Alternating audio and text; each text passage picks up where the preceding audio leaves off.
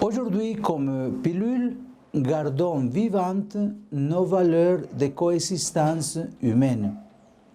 Pour sauvegarder la dignité de chaque être humain, nous ne nous appuyons pas uniquement sur des critères religieux, mais une personne de bonne volonté, même pas encore croyante, elle, par la réflexion, l'expérience et le dialogue, peut reconnaître cette dignité de toute personne.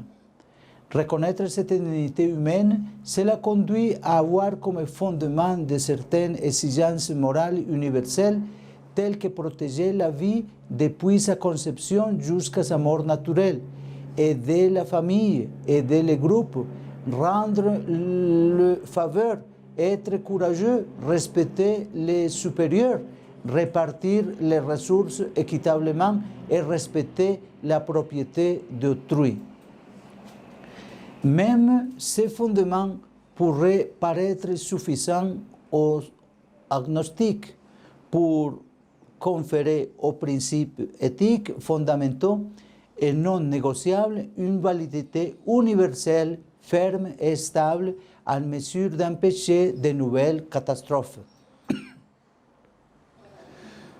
Pour les croyants, cette nature humaine, source de principes éthiques, a été créée par Dieu qui, en définitive, donne un fondement solide à ces principes.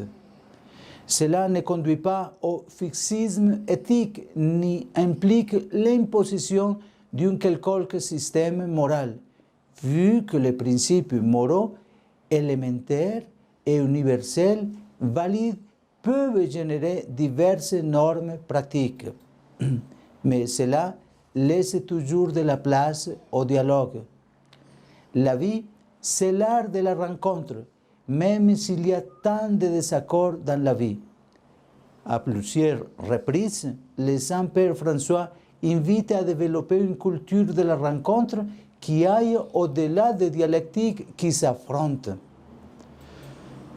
C'est un style de vie visant à façonner ces polyèdres aux multiples facettes, aux très nombreux côtés, mais formant ensemble une unité pleine de nuances, puisque le tout est supérieur à la partie.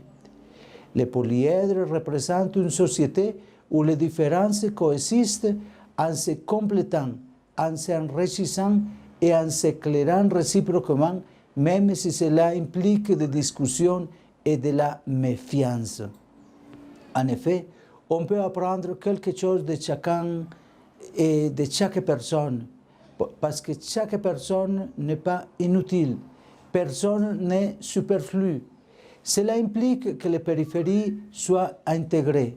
Celui qui se trouve à un autre point de vue, il voit des aspects de la réalité qui ne sont pas reconnus des centres du pouvoir où se prennent les décisions les plus déterminantes.